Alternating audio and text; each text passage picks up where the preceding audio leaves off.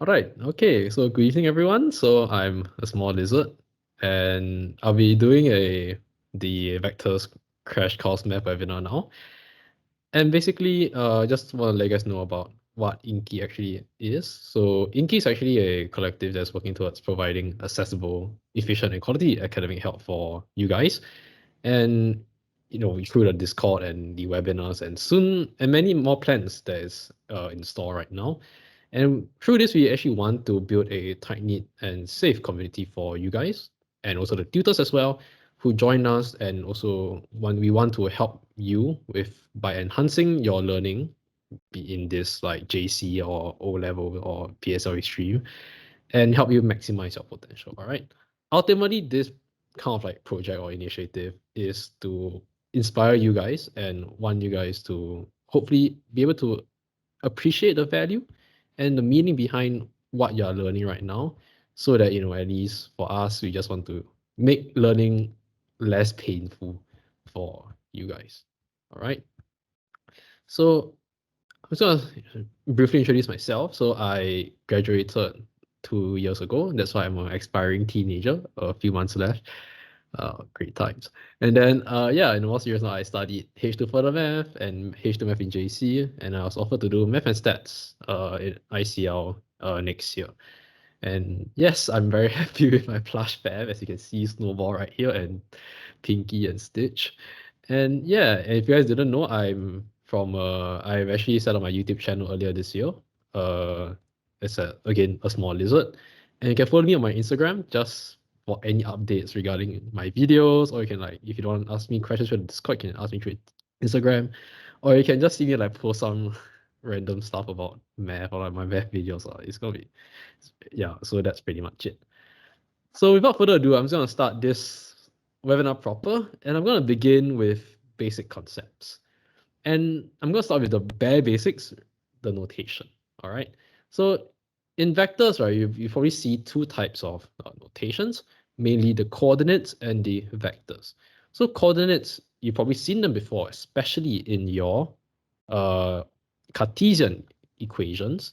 So your y equals mx plus c or any of the graphs, right? So coordinates are basically, let's say you have a point A, it's the horizontal matrix. So let's say point A is 3, 5, right? That's what you see in your xy plane. But when it comes to H2 vectors, we are dealing with 3-dimensional. Hence, you probably see something like, let's say, A equals to 3, 5, 9, or so on and so forth. Now, the idea of coordinates is basically the position of the point with respect to the origin, which is 0, 0, 0. Whereas for vectors, it is the direction that you're taking. So let's say I have A at 3, 5, 9, then OA is simply now a vertical matrix 3, 5, 9. All right. And the idea is in coordinates, you have your X, Y, and in H2 vectors, your Z plane, right? Your Z coordinate, so X, Y, Z. For your vectors, you have your I, J, and K. And you just need to know that X and I are corresponding. Y corresponds to J and Z corresponds to K. All right. So later on, when we look at the dot product for planes, we will apply that later on, and also actually for the equation of a line as well. All right. So that is just coordinates and vectors. The other part of our vectors is also the modulus. So in your normal non-vector math, you see modulus as basically the absolute value. And let's say you have mod minus 5 equals to 5. This modulus is actually the magnitude. And hence in vectors is also the magnitude. So let's say I have a vector OA, and I mod it is basically the magnitude of A. All right. And how do I find this magnitude? It is very simple. Let's say I use the same example, 3, 5, 9. Okay.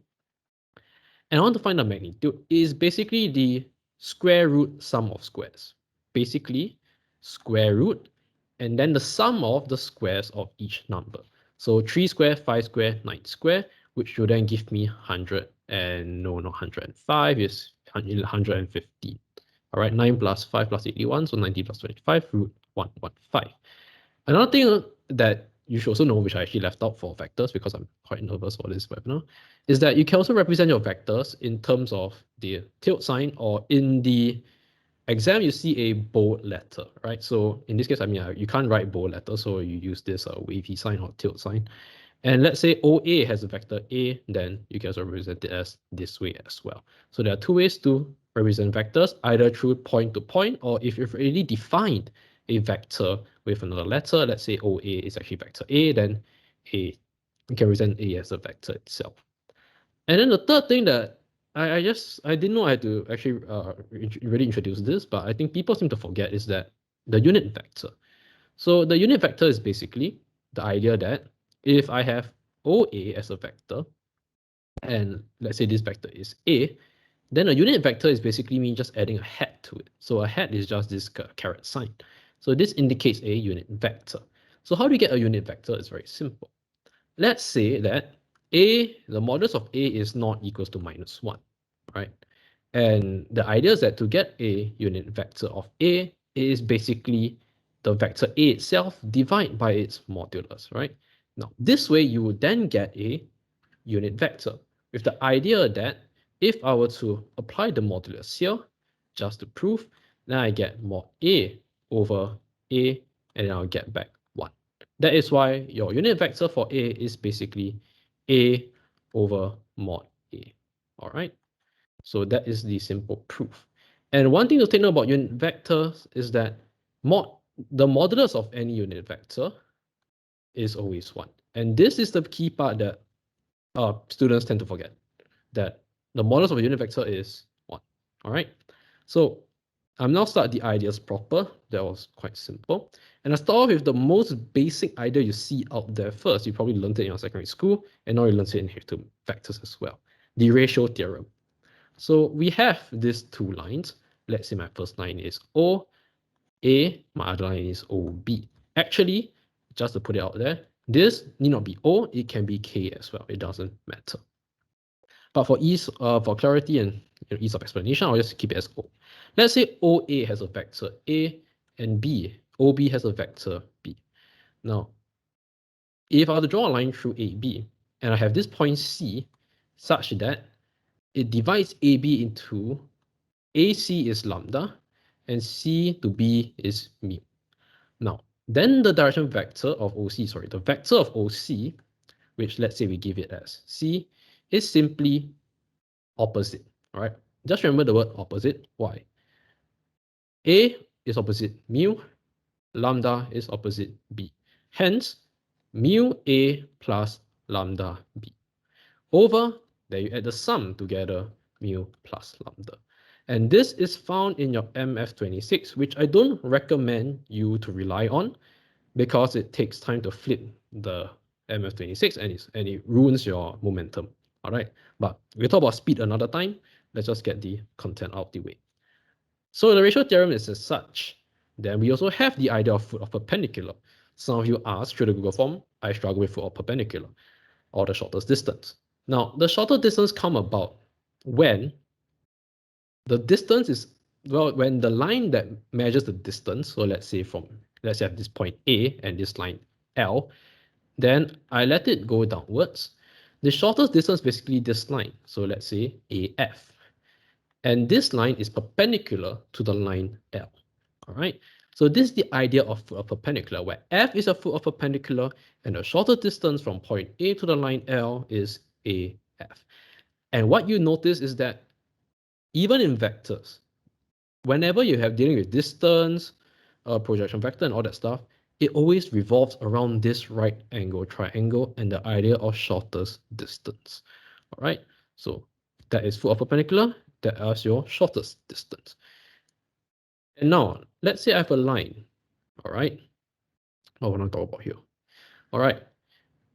And the other idea is, let's say you have a line L, right? We'll learn this, we'll talk about this again when we talk about lines again. Now, the idea of a vector, right? Let's say I have this vector A and B, all right? Vector AB is strict, is restricted, means there's an actual value. So that means from A to B, there's an exact vector. However, if I want to find the line LAB, now then it's different because now I can extend the line outwards and outwards. And from here, right, you notice that this line AB is moving in a certain direction. It is very much similar to your gradient in your Cartesian plane. But nonetheless, the idea is that because it's moving in a specific direction, AB is also the direction vector. That means it's moving in a particular direction. All right. And I want you guys to understand this because when we talk about the dot product, the cross product, the length of projection, and whatever not, we are going to talk about a lot about direction vector. So I want to get this straight. Direction vector is basically the direction that the points are moving, not necessarily the exact vector that the points are moving. All right. So we now begin with the newer stuff in your JC, which is your dot or scalar product. We have two lines. Let's label it A again, and we have B. We let A be A1, A2, A3, B equals to B1, B2, B3.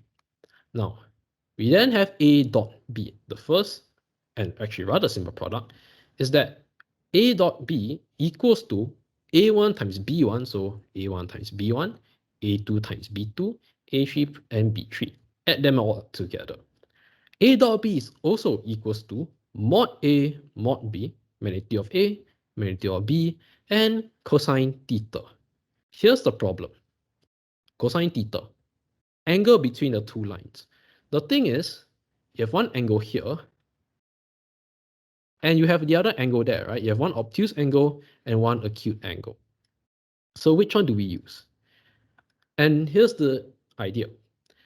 The angle that is formed is basically made by the vector that is shooting outwards.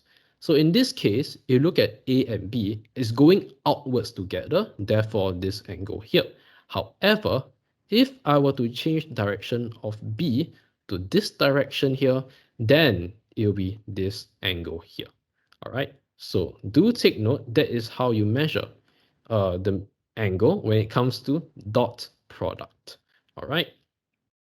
We then have the following identities. A dot B equals to B dot A. This comes from this form here. So I'm going to label this form as 1 and 2. All right, this comes from 1, right? Because B1 A1 plus B2 A2 plus B3 A3 is the same thing. A dot A equals to mod A squared, or magnitude of A squared. Why? This comes from number 2. Mod A cosine 0, because obviously the angle between two of the same vectors is 0. All right, so equals to 1. A dot B plus C is basically the same as your algebraic expansion, so that's that. A dot is now vector or 0 vector will give you vector 0 because mod B equals to 0. Now, here's a more important identity that you need to know. I've gotten questions where I don't know about the geometric interpretation.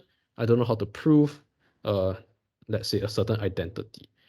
If A and B are non-zero vectors and A dot B equals to 0, that means that if we look at the form number 2, A dot B equals to 0 and A and B are not 0 vectors.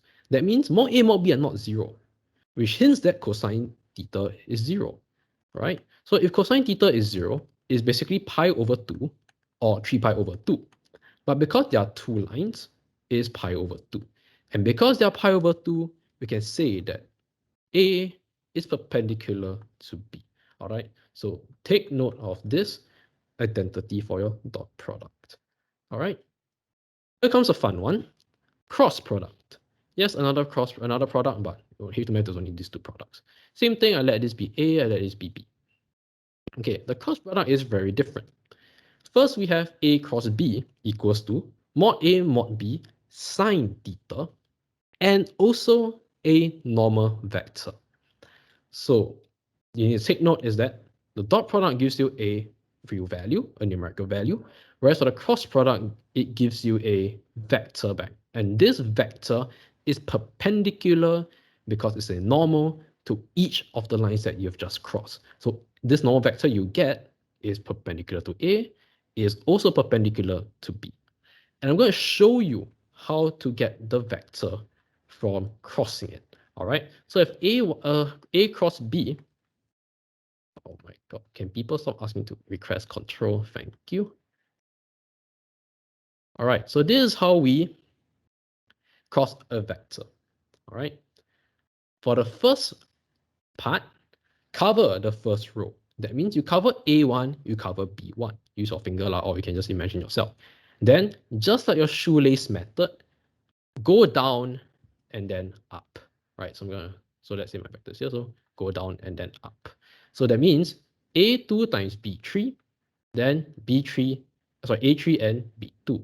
So first, downwards is always a plus. So I get A2, B3, then upwards is a minus. And A3, B2. Basically, the first is a plus, the second is a minus. Then for the second row, it is slightly different. You now cover the second row, but now you go up first and then down. Hence, A3, B1, then minus A1, B3.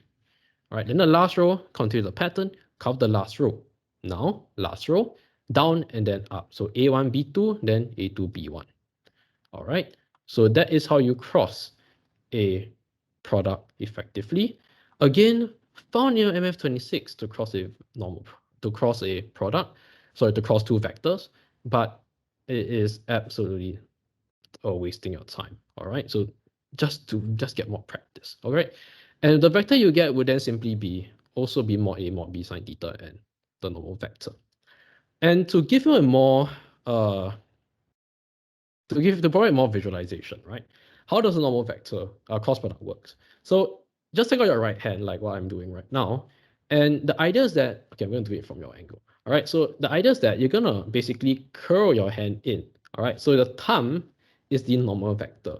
So that if you just go it from this way, right? Actually, this might look like your left. I don't know how the camera looks like, but take out your right hand, curl your finger in. All right, this is how we measure the angle and also the normal vector. All right. So if you look at this vector B and vector A, if I were to get B cross A, then it's very simple. Then my normal vector is upwards.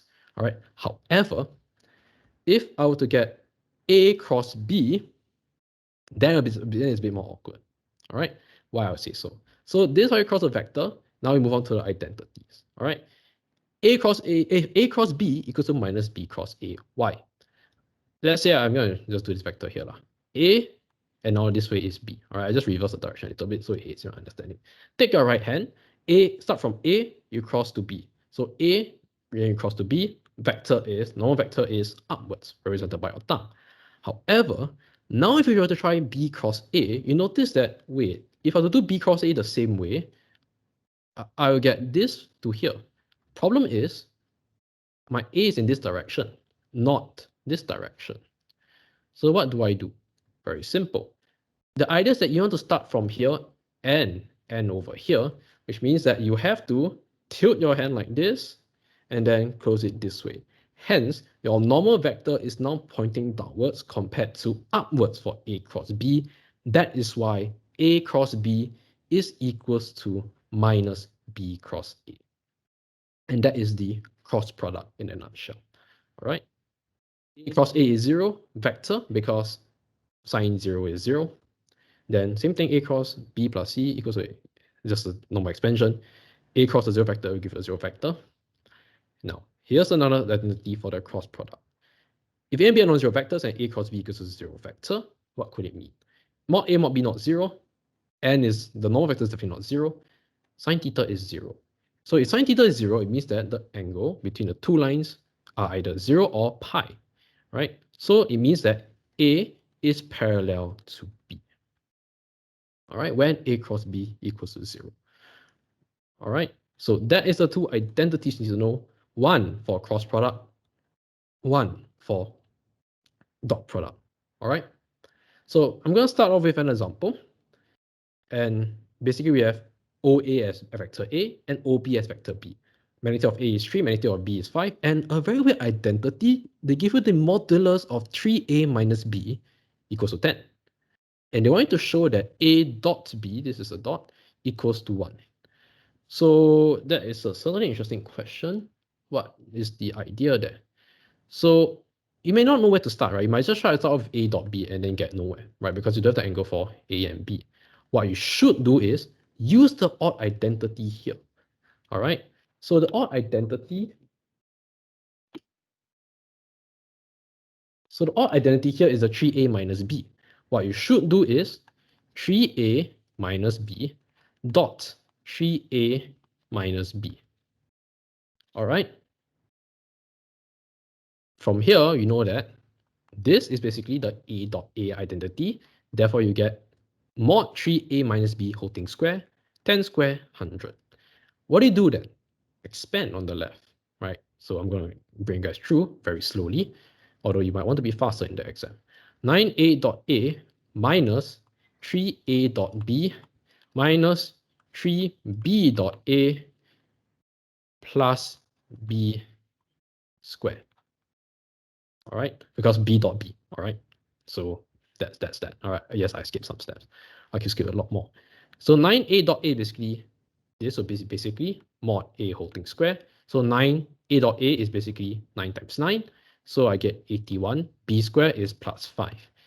Then you have minus 3a dot b and minus 3b dot a. We know that a dot b equals to b dot a. Hence, we have just 6a dot b equals to 100. All right, sorry, this is 25. Then from here, we have a dot b equals to 1. All right, I'll leave the simplification to you guys. All right, it's very simple from here. Okay. Now, next part, which I think you guys are very expert in because it's about finding relationships.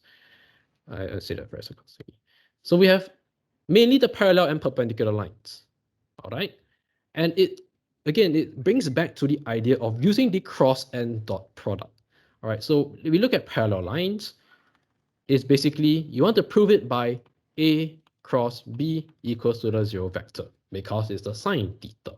To prove a perpendicular line is basically A dot B equals to 0. All right. Now, take note of this because some of you might get it wrong. Cross a product is a vector, hence the tilde sign below. For a dot product, you will get a scalar, a numerical value, therefore no vector sign. All right, so do take note, because if you put A cross B equals to 0, hey, I'm sorry to tell you, but you get it wrong because you do not possess the understanding of the cross product well enough. All right, so take note of this. Where cross a product is always a vector. If it's a 0, if you get a 0, it's a null vector, it's a 0 vector. All right, so take note of this. Now we move on to proving collinearity. The idea of collinearity is that basically you have, let's say you have A, B, and C, they lie on the same line. All right. In the A-level syllabus, in the HTML syllabus, largely you'll be proving 3 points only. All right. And it's any 3 points. All right. And the idea is to prove collinearity, you must pick 2 pairs of points. Right. So it could be AB and BC or AC and BC. All right. Anything you want. Right. Just make sure that they share a common point. And automatically they'll share a common point. All right, don't worry about it. Okay. Now this is an important step. Because they are collinear, it means that the vectors are parallel to one another. In a sense that, let's say you pick one vector, AB, you must prove it to be parallel to the other vector, whether is it BC or AC. Okay, so how do you prove parallel vectors? Very simple, cross product. All right. All right, so that is one way to do it. Another way to do it, same direction vector. All right, so either you can work out AB itself, or work out BC, or you work out AC. If they basically share same direction vector, so let's say AB gives you a direction vector D, BC gives you KD, and AC gives you HD, they are parallel. All right, because one is just basically the extension of the other in terms of length. Okay, so that's why proof collinearity for 3 points.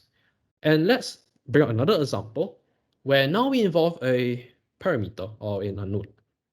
We have 3 vectors A, 2A plus 3B, and mu A plus 2B. So find the value of mu. Now, what you should do is, you definitely don't want to pick the unknown constant as a common point because then you'll be a bit messy, right? You might need to solve a quadratic. I don't know, because I don't take the terrible way. All right. So a smarter way to do it is pick A, right? It's so simple, it's just A. All right. So what you should do is very simple.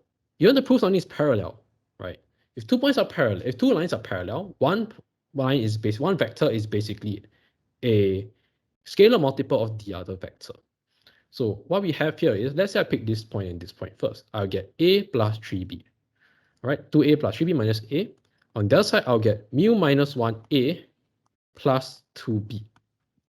Okay, now the idea is parallel. All right, so this vector is parallel to the other vector.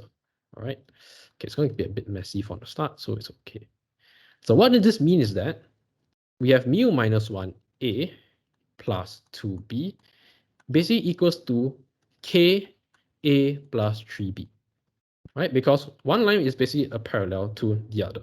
So in order for that to happen, this particular vector must be a scalar multiple of ka plus 3b. Therefore, we just compare coefficients, all right? So comparing b, we have k equals to 2 over 3. So that means we have mu minus 1 equals to 2 over 3, mu equals to 5 over 3. All right? Don't need to pull out your GC for this question. It's a very easy 4-mark scheme. All right? What was 7.2 minutes question just got obliterated in 1 minute. Okay? The next part could come. Usually we talk about quadrilaterals for proving shapes, because there's no other, proving a triangle is incredibly stupid. Like right now, like what's the point? So quadrilateral. So the first step to find a shape or to prove a shape is to find the number of parallel lines, right? So to show parallel lines again, let's say 4 vectors, right? A, B, C, D. Pick the two that are opposite of each other, right? Clearly they are opposite of each other. So let's say I have a quadrilateral OABC. Then pick these 2 lines to compare whether they're parallel. Pick these 2 lines to compare whether they're parallel or not. All right, don't go and pick like 2 adjacent lines to try and find parallel. That is just, well, for lack of a better term, stupid. Okay, so just pick the 2 opposite sides. Then you find the number of pairs. If there are 0 pairs of parallel lines, it's basically a generic quadrilateral with no special features. If there's 1 pair of parallel lines, only 1 pair is a trapezium. The trick, actually the tougher part comes, it's not really that tough really, is when there are 2 pairs of parallel lines, because there's like 4 different shapes for you. So the first step you might want to do is to find whether the adjacent sides are equal. So if yes, then it's either a rhombus or a square. Then after from there, you just proceed to whether there is a right angle or not. Because if a square, right, as long as one is a right angle, the other angles are right angle, right, by the property of a parallel line quadrilateral. All right. Then if not all sides are equal, then, well, it's either parallelogram or rectangle. Just find whether there's a right angle or not. All right. You can do it the other way around. You can do it whether the adjacent side is a right angle, and then see if all sides are equal. Then from there you prove between a square and a rectangle. Then obviously if there are different sides, if there are different angles, then it's either parallelogram or rhombus. Again, different sides or equal sides. Okay, so that's proving shapes in general. You just take the opposite sides and then compare the lengths. All right, when you compare lengths, need not find the exact modulus. It could just be, oh, okay, this vectors, let's say this vector here is B, this vector here is A, then they might give you some more information about the modulus of A and B. Otherwise, then you just base it off your instinct. All right, so let's say this is B, then this is B, then clearly the opposite sides are equal. If one pair of sides are equal, then yeah, I mean one side is definitely equal to the other side for all these 4 rectangles. All right, now here comes the thing that people tend to forget as well: area of triangle or parallelogram. And I took this from a question because I was just browsing through my notes again, and I saw this really interesting question where basically they were asking me to prove the area of a triangle or parallelogram. So let's just start this question, all right? Then I'll just try and write everything up. So we have the triangle OAB. And we know that, well, okay, find the area of a triangle. So what have we learned about the area of triangle? Is basically half base times height, or half AB sine C, right? So of course, not every time you can get a perpendicular base and height, so we can just eat the first one up. And we look at the more generic formula, half AB sine C. So clearly, right, how are we going to do it? So the area of a triangle, let's draw a triangle here, is half mod of OA, mod of OB, and well, because area is positive, so mod sine C. Although technically you don't need to because the angle is, well, either acute or obtuse, and sine is positive in that region. Then what now from here? All right. Now, the idea of how this formula came about is the cross vector, right? We know that A cross B is basically mod A, mod B, sine theta, and then this unit vector here, all right? Problem is how to use a cross product. We have three things in common: OA, OB sine C, AB sine theta. But we have this normal vector here. How do you get rid of it? And the idea is by applying a modulus. Because this vector, this normal vector, is a unit vector, this will then give us modulus of 1. All right, and therefore, when I apply the modulus sign, there goes the vector. Hence, we have half OA cross OB. That is the area of a triangle. Then the area of a parallelogram is very simple, because if you look at a parallelogram, it's basically two of the same triangles, right? Therefore, you just times 2. So area of parallelogram is basically OA cross OB. All right, very simple idea. So also tend to forget. So we look at this question. Let's just ignore the first question first part first. Given that C equals to A plus B, state the geometrical meaning of B cross C. So one thing to do for vectors is to draw the points. All right, you can just draw it anyhow. So let's say I have this as O, and this as A, and then this is B. Okay, then I have a point C, right? I know that C is A plus B. So what you should do is do like some tracing, all right? So A, that at B. Then I know that this is parallel to this is parallel to this. So what do you get? A parallelogram. So therefore, B cross C is basically the area of a parallelogram. So this is just simply area of parallelogram. Now, here is some notation, but here, because they didn't really specify the order of the points, you can just write it anyhow. All right. If not, usually in vectors, the points are repeated in anticlockwise. So in this case, this will be parallelogram OBCA, and that's what I wrote. Okay. And now show that B cross C, mod B cross C equals to mod A cross B. You can just whack the answer because you know that this is basically the area of parallelogram. A cross B is also the area of the parallelogram. But if you want to show, then, you know, I think it's good to take the long route. All right, and practice your cross product often. So I just simply substitute C as A plus B. Then I do my expansion to give me mod B cross A, and that's it. Because B cross B is 0, and this is simply A cross B.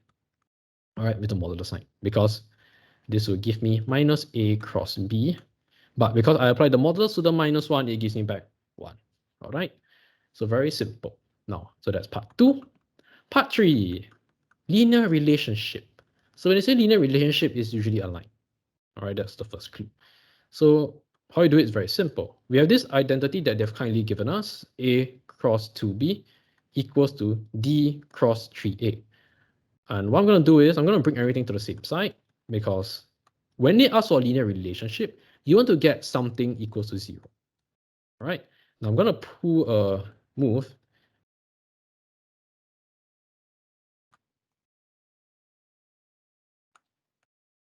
Okay, remember this is always a normal vector, sorry, a 0 vector. Then from here, right, do your factorization. But be careful. When you do a factorization, you must make sure that the product is the same. So you cannot factorize a cross product and a dot product together. So you must make sure that both are cross product. And then you just get A cross 2B plus 3D. All right, now scalar multiples are very flexible. So I can put a 3 here, or I can put the 3 beside A. It doesn't matter, it's the same thing. So we know that A is basically A cross 2B plus 3D is give us a 0 vector. As such, we know that A is simply parallel to TUB plus 3D. All right. So that is the idea for your cross and dot product and your identities. Okay, let's look at another question. OPQR basically lie in the same plane. You can just ignore that first. And OP is P, OQ is Q, and OR is R. We skip the first part first because even so it's very basic when you learn planes. The point X is on PR. So what you want to do here is just draw a line. If you cannot visualize, then X. All right, very simple. PX is 2, R is 1. Okay, it is given that the area of triangle OPX is equal to the area of triangle OQR. Area of triangle, something should come to mind, half A cross B. Okay, now here's an interesting question because it's slightly different. Find the ratio alpha to beta in the case where alpha and beta are positive. So basically alpha beta came from here. Okay, so it's just very simple. Just follow the clues. All right, area of triangle being equals. So area of OPX is simply OP cross OX and then half, right? This equals to half OQR. So half OQ cross OR. Now, you can choose to leave out the half now because since you're equating two areas of triangles together, but it's good to just leave it there because you can just always simplify in the next step again. All right. Now, you want to simplify everything to the original vectors, right? P, Q, and R. So OP is simply the vector P. OX, there's no vector X, so you must change it to a PQR vector. And you notice that you can use the ratio theorem. Opposite, I get P plus 2R over the sum 2 plus 1, 3. This then equals to half. Oh wait, no more half because I've already divided. Then out here I'll get Q, and then I get OR. Now they want us to solve for alpha and beta. And you notice that we get OR equals to alpha P plus beta Q. So I'm just going to sub that in as well. Alpha P plus beta Q. Okay, now I'm going to do some quick simplification. So I'll get 2 over 3 P cross R equals to alpha Q cross P, all right? Because P cross P is 0, Q cross Q is 0, all right? Now, from here, I still got R, so I need to kind of take that away, and I can do it quickly. I'm going to get this final answer. I get 2/3 beta P cross Q equals to alpha Q cross P. Now, because this is modulus, P cross Q, mod P cross Q is same as mod Q cross P. So I can cancel them out. Then I have 2/3 equals to alpha over beta. And I know that alpha is to beta is simply 2:3. All right. So I hope, I mean, I do it pretty fast, right? You guys can just do a substitution in, but how I visualize is that from R is basically alpha P plus beta Q. So from here, I just P cross P is 0, P cross Q is P cross Q. All right, so this is how you kind of do fast as well, but I'm not here to do so. All right. Okay, so that is the basics. And I'm pretty sure that you guys probably know most of them. So I'll move on to something more fun. All right, lines. So we have a line. And basically, if you recall from your Cartesian coordinates, is yx. So let's say y equals to mx plus c. In our H2 syllabus, in vectors, the line is L1 colon vector of R equals to vector A plus lambda D, where lambda is a real number. So I'm going to give you a brief introduction, right? A is any point, therefore A. D is the direction vector. Basically, the direction that your line is heading towards. All right, so this is how I represent it. Now, to give a better understanding, I'm going to rewrite the Cartesian equation as C plus XM. And you notice that A is very similar to C. Because if you think about it, the vector is changing with respect to A. So is the value of C, right? The point 0C is changing with respect to X and M. And D, the direction they're heading towards to, is the gradient as well. Because how A is changing is also the same thing as how C is changing as well, which is M, the rate of change. Then for x is basically your lambda, right? The higher the lambda, the higher the x, the greater the change. The lower the lambda, lower the x, the smaller the change. All right. So that's how you kind of relate Cartesian equations to your line of a vector line. Okay. Another form that you might see, basically the combined form and split to ijk. Then the last form is a Cartesian form, where you have this equals to imaginary. They don't show you the equals to lambda or equals to mu. All right, basically this equals to the parameter that you chose. All right, so the thing about lines is you always there's only a few things that they want you to do with a line. All right, first basic thing, whether a point lies on the line. Very similar to your Cartesian, just sub it in and then solve. Right, just see whether it adds up. Same thing for your vectors. So let's say we have a line 1 as 1, 2, 3 plus lambda 1, 2, 1. What you should do first is to combine them together. Okay. Then now let's say the question is whether 1, 0, 3 lies on the line L1. Basically now you just kind of like compare and contrast, right? 1, 0, 3 equals to 1 plus lambda, 2 plus 2 lambda, 3 plus lambda. So you get 3 different types of equations. Lambda plus 1 equals to 1, 2 plus 2 lambda plus 2 equals to 0, 3 plus lambda equals to 3. And you must solve all 3 equations together. You cannot just pick any 2 of your favorites and then solve. All right. So it must satisfy all 3 equations. And clearly, there are no values of lambda that satisfy all 3 equations. Because for the first 2 equations, lambda is 0. Wait. For first equation, lambda is 0. For third equation, lambda is 0. But for lambda here is -1. So yeah, there's no consistent value for lambda. That's why there are no value of lambda that satisfy these 3 equations. This point doesn't lie on the line. All right. Now, then we move on to relationship between 2 lines. And there are 3 different types of relationships, 3 different types of classification. One is the most common one, where the lines intersect at one point.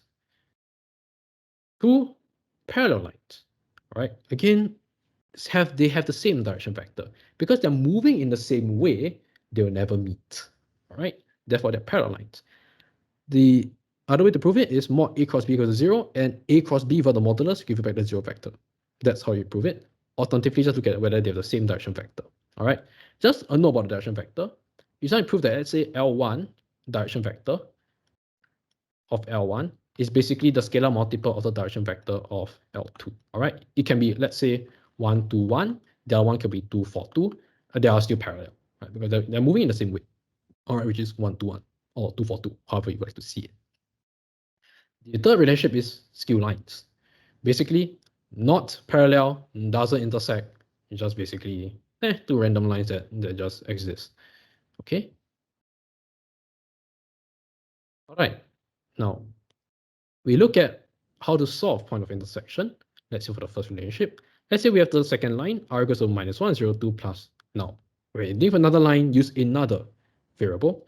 Could be A, could be B, because I'm want to be a mathematician. I use Greek, just like COVID, so whatever. Mu 2, 2, 1. All right. Then I combine them together. Then I'll sub L1 into L2, and I'll get these 3 equations again. Now you get 3 equations with 2 variables. So it's basically your standard simultaneous equations. Just solve using your GC, or if you're good enough, just look at the values and you get the values directly. Mu equals to 1, lambda equals to 0. Because you have a set of values, this line intersects the other line. All right, so there exists a point of intersection. And to find this point of intersection, just sub in mu equals to 1 to the respective equation. So lambda 2, you plug in mu equals to 1. For the line 1, just sub in lambda equals to 0. Okay. Oh, that was the basic, right? I just used like the parametric form. Now, some questions like these do not give you the parametric form. You have to find the line themselves. So we have L1, R equals to 10 minus 3 lambda. So this question is kind already because they've already given you the combined form. All right. So you just write it as such. L2, now how do I do it fast, right? How do you convert Cartesian to parametric form fast? Is that just remember that this equals to lambda and then do some mental change, all right? So Z, so basically this gives me 2 lambda, then I bring Z over. So I'll get 2. Sorry, I should start from Z. Okay, let's start from Z. I don't know why. Then Y is simply -5 because now I bring this +5 over to lambda is -5. Now I bring X over, become plus X. So this gives me 3. Plus let's say I already used lambda here, so I'm going to use, let's say, mu. Then I have -6, 7, and -2. Now, why minus? Basically, just think about it. So -x bring over become plus x. So lambda goes to the other side. So 6 lambda becomes -6 lambda. Same thing for z. Bring over become plus x. 2 lambda bring over become -2 lambda. That's why I get mu instead. All right. So here we just write mu is a real number. Now we just equate them together. So I just have, just gonna do it quickly. 3 minus 6 mu minus 5 plus 7 mu, 2 minus 2 mu. All right.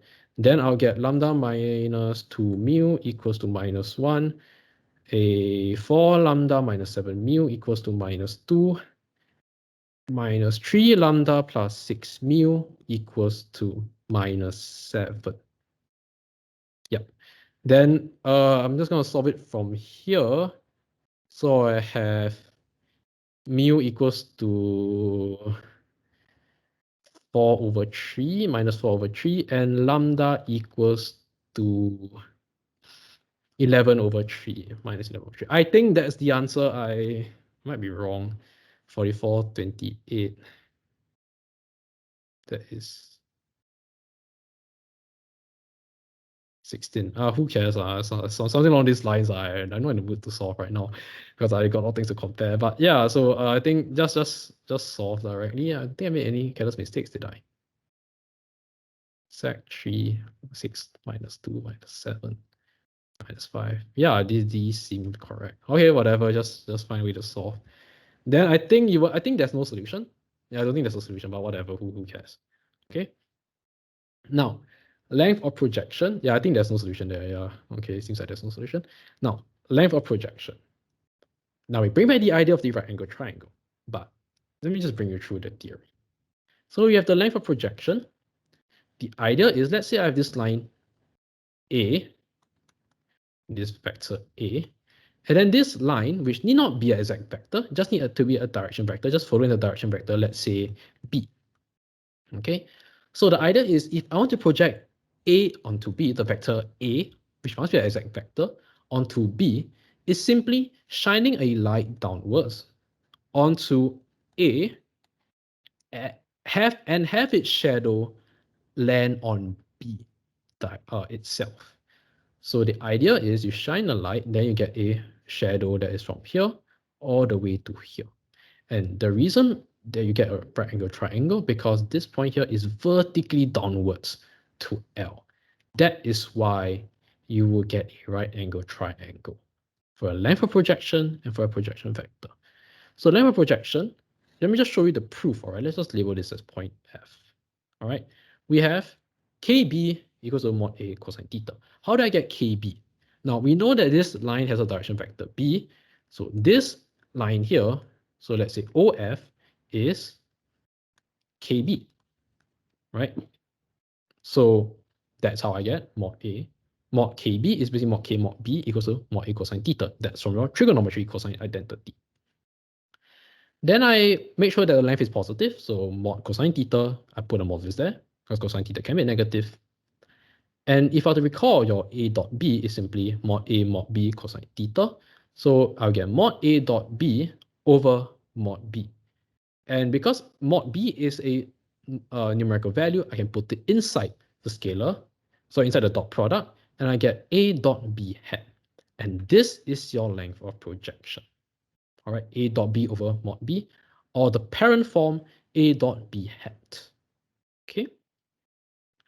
Now, the length of projection may not necessarily be in the same direction. If you notice that, say here, I have my direction vector B, and now I have my direction vector A that goes this way.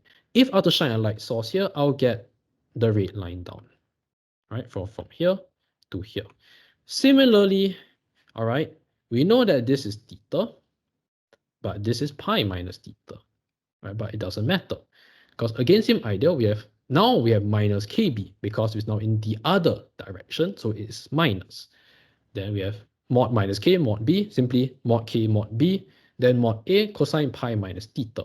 Then from here is simply cosine theta because cosine pi minus theta is minus cosine theta. And then you get mod A cosine theta equals to mod A dot B over mod B equals to A dot B hat as well. Therefore, in general, your length of projection of A onto B is simply A dot B hat equals to A dot B over mod B, mod A dot B over mod B. All right. So keep that in mind, and we'll do the next question. Now, L1 and L2 don't intersect. I've really figured that out just now. So here's the thing. The position vector of A and B are on line L1 are such that lambda equals to -1 and lambda equals to 1 respectively. Find the length of projection of AB onto L.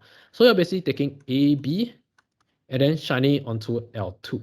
So we get a straight line, so it's going to be like this. Because they don't intersect, doesn't mean that they don't have a length of projection. It's like your projector in your school, right?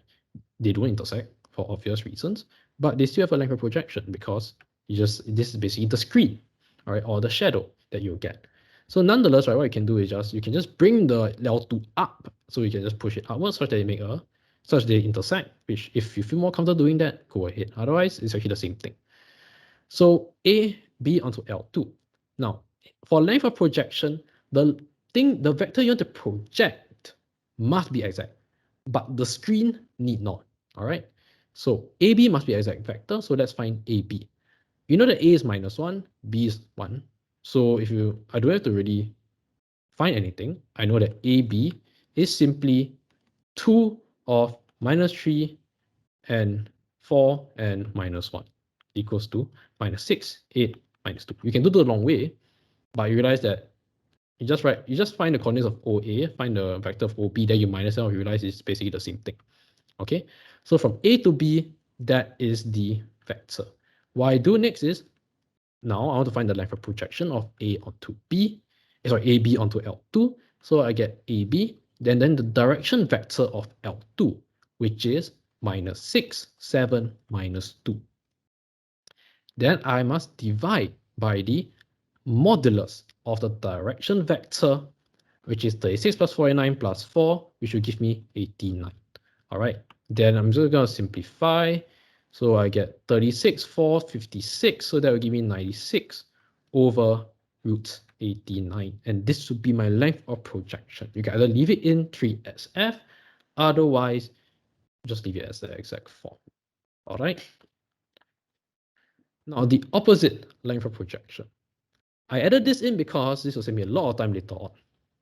So opposite length of projection, I'm not talking about the adjacent side now. I'm not talking about the opposite side, which is this side here.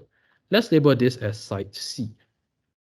So again, C equals to A sine theta, right? Let's say this vector is A, and I have this theta here. Should go back to purple. Now I'll do it for the next slide. C equals to mod A sine theta. And where have we seen 9 sine theta? Your cross product, right? So cross product is mod A mod B sine theta and n hat. But if I mod it, there goes my n hat. And you notice this simply A cross B over mod B. Mod A cross B over mod B. Same thing, I apply the scalar into the cross product, I get A cross B hat. Okay. That is basically the opposite length of projection where you can easily find it. All right. So let's say now we have the other one, which is again the same thing. All right. You have A, but then now your projection, length of projection is not at the other side, but it doesn't really affect the thing, right? This is theta. This is pi minus theta. Sine pi minus theta is same as sine theta. It's the same formula. All right. Therefore, we have the opposite length of projection of A onto B, which is basically given as mod A cross B hat equals to A cross B over mod B, where it is the shortest distance from a point or a skew line to a line.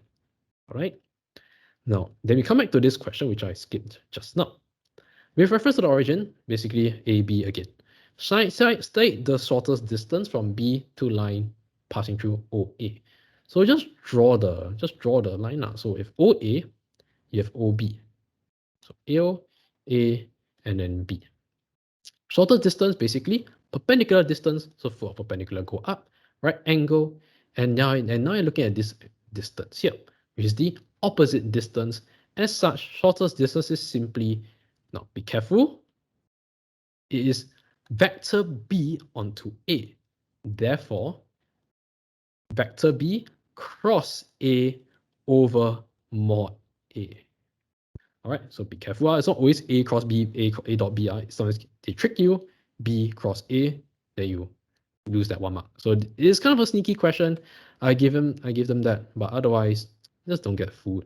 All right, so draw out if you need to.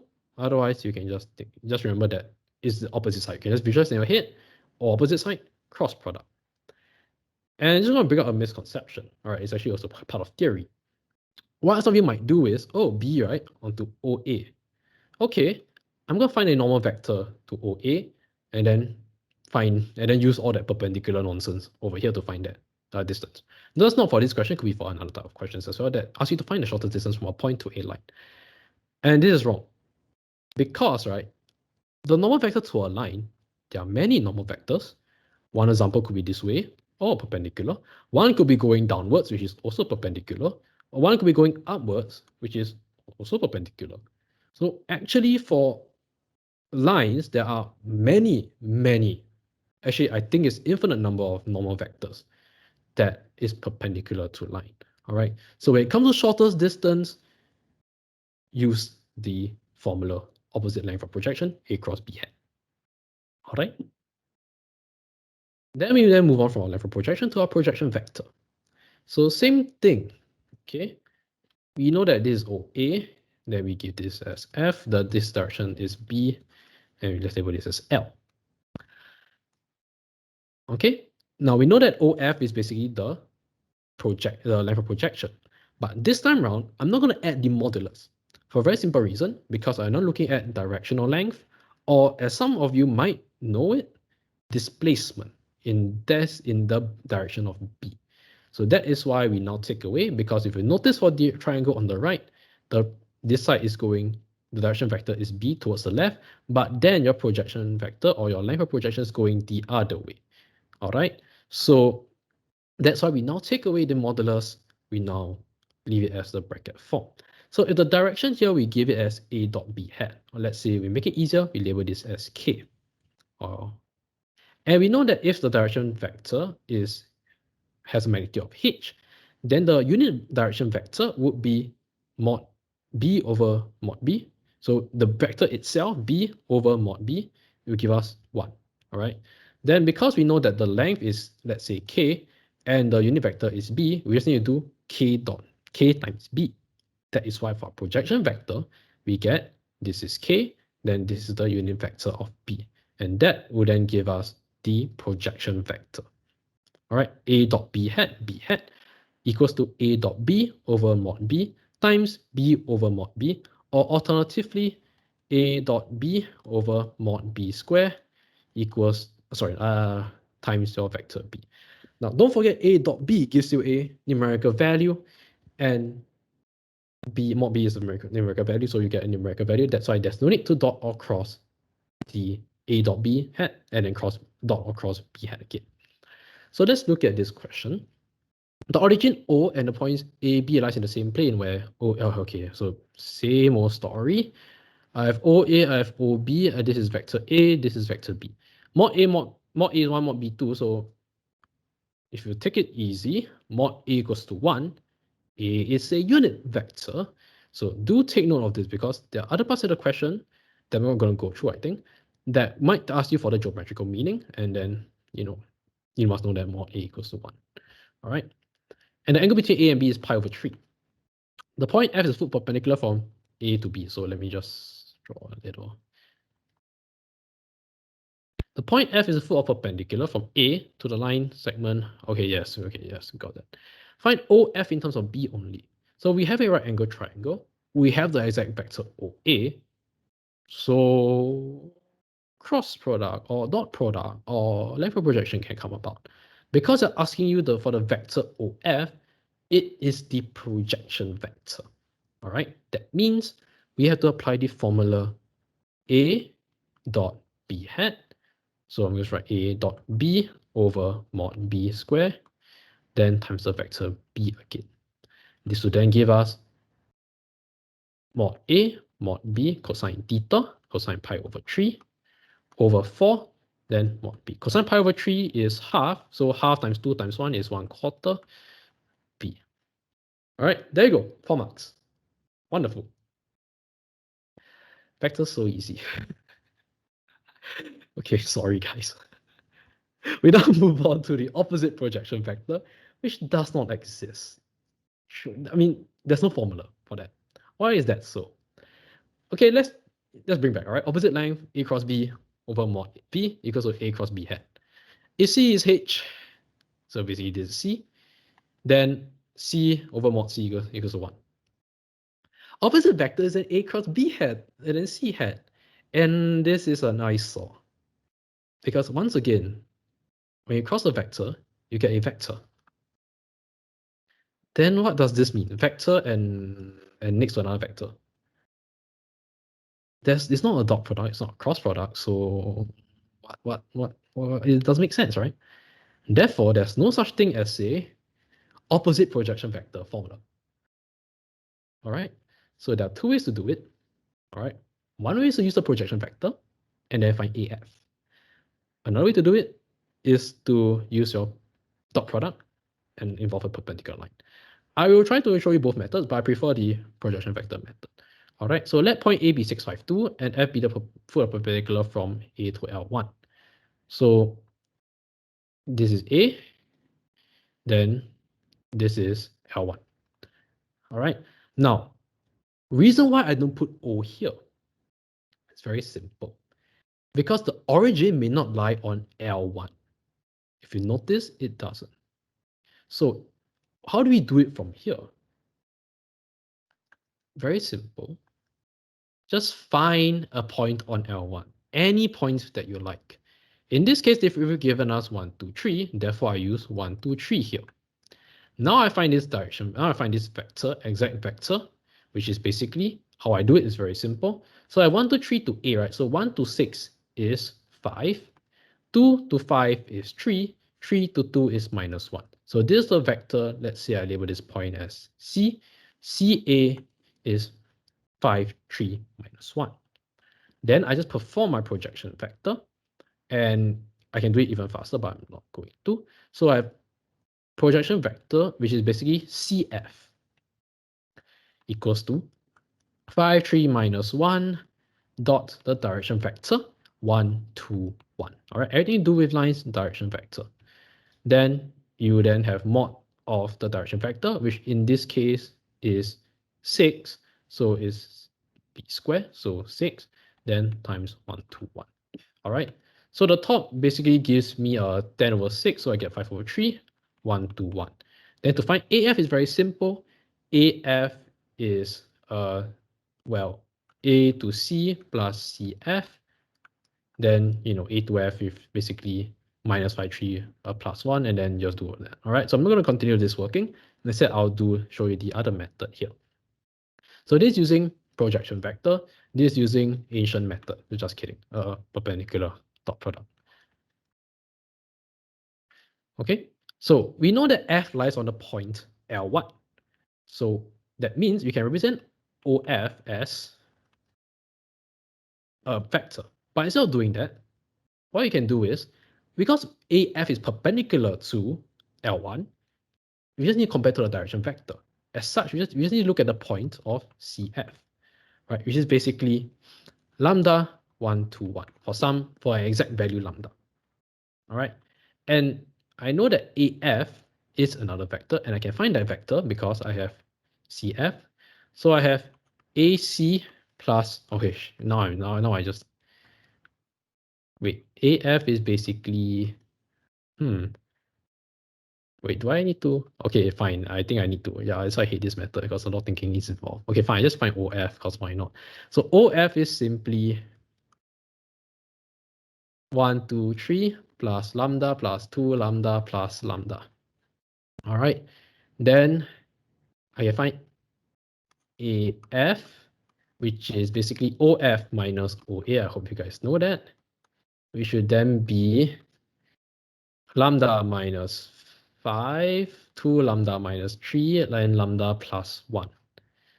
Okay, then because I've already got an AF, and this is perpendicular to our line 1, that means lambda minus 5, 2 lambda minus 3, lambda plus 1 dot 1, 2, 1 equals to 0.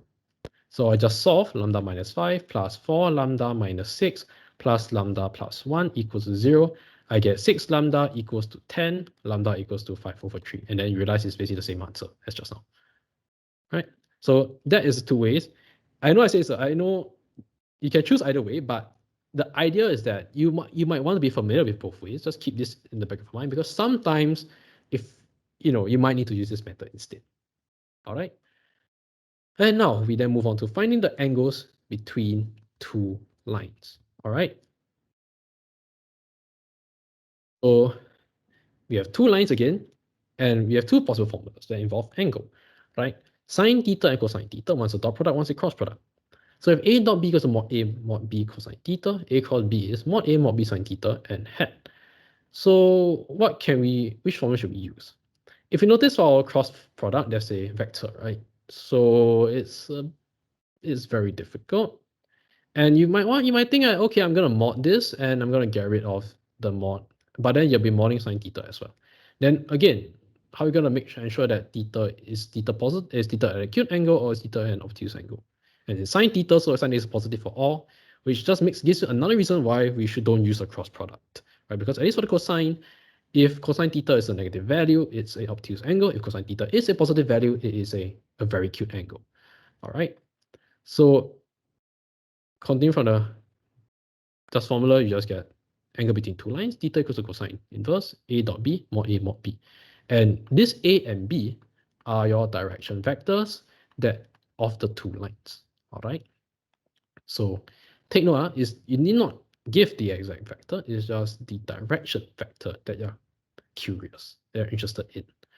So we come to this question where find the angle between the two lines. So very simple, just take the direction vectors of each without modulus because it might be a obtuse angle. So from here, right, you just get this is 3 root 6 because this 1 plus 4 plus 1 is 6 and 2 4 4 1 is 9 3. So then we then get 2 minus 4 plus 1, so I get minus 1 over 3 root 6. All right, so the angle is simply cosine inverse, then cosine inverse. All right, very simple. All right, now finding an acute angle between two lines. So now we then apply the modulus because we don't want the obtuse angle anymore. We just want, oh, these two lines, okay, I just want this angle. All right, I don't care how it's being formed. I don't care if it's like this and like this. I just want the acute angle in general. Therefore, we then add the modulus to ensure that cosine theta is positive. We then get the same thing. So angle, so I put the word acute inside. So acute angle between two lines is that, all right? I just want to put acute angle in the bottom. So if you want to find the acute angle with the same lines, basically you just do the same thing. Now apply the modulus. And oh wait, you then get 1 over 3 root 6. And again, I forgot to put the cosine inverse. And that is your answer. For the actual angle, just key in your calculator. I'm not here to, I don't have time. All right. So how much time do we have left? Oh, 59 minutes. Amazing. All right. I think I'll give you guys a quick break, maybe a 5 minutes break. Then I'll continue with planes and then, yeah, so see you guys back in 16, 9:16.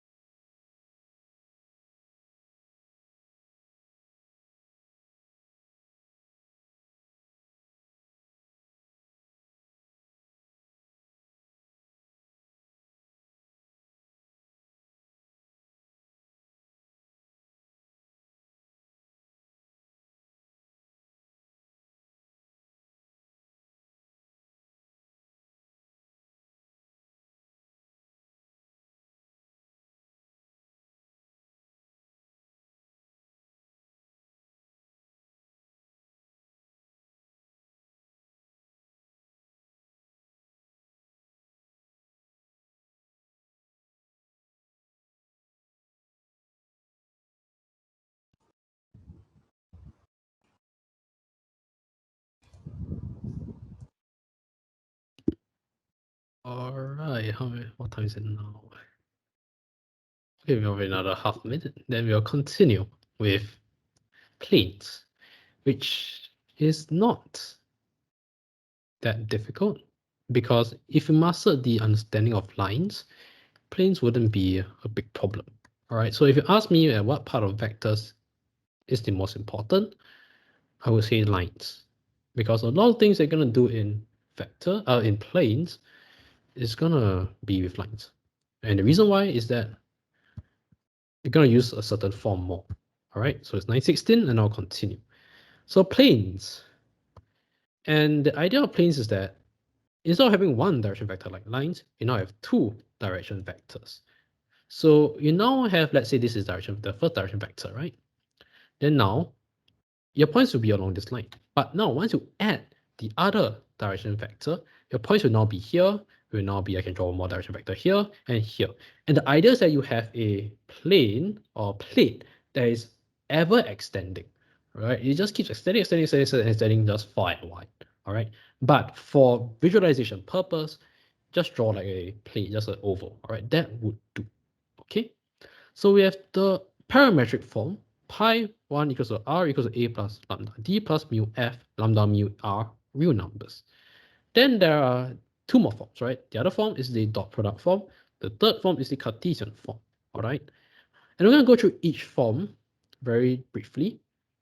And these are the usage of parametric form. And I can tell you straight away, the parametric form is the most useless form out of the three. Doesn't mean that you should ignore it totally though, because parametric form is useful because you know the direction vectors d and f. And you can use that to convert to the dot or scalar product form, which is more useful. All right. So for parametric form, main usage is the direction vectors of d and f, and use it to convert to your dot or scalar product form. Now the second most useful or the most useless because it's in the middle is the Cartesian equation form. And the Cartesian equation form allows you to know the normal vector to pi, right? The normal direction vector to pi. And again, it's versatile because you can convert it to the dot product or the parametric equation. All right. Then again, you can use it to find direction vectors after getting the parametric form.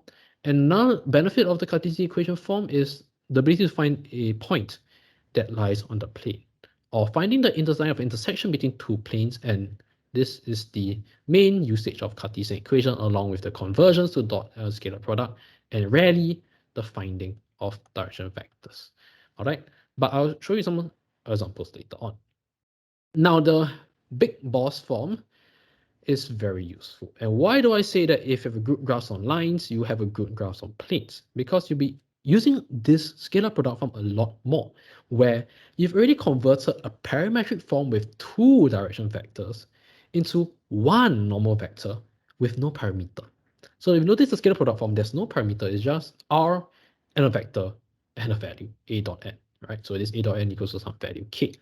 And this the benefit of the scalar product form is that you have a normal vector and you can play around that normal vector a lot, because if you look at the idea of the right angle triangle, normal is basically perpendicular to the plane, right? So if this is the plane, then you really have a right angle triangle. You just find a point on the plane to the point to the interested point, you get a right angle triangle immediately. All right. So scalar product form is the main form that you want to get when solving your vector questions involving planes. Nonetheless, I'll teach you how to convert, because some forms achieve different purposes, right? Let's say the parametric form and the Cartesian form. So let's begin with the easiest one, dot product to Cartesian, Cartesian to dot product. So if I have r dot abc equals to k, simply, you know that abc is ijk, it corresponds to xyz. So I get ax plus by plus cz equals to k. Same thing if I have r dot habc equals to k.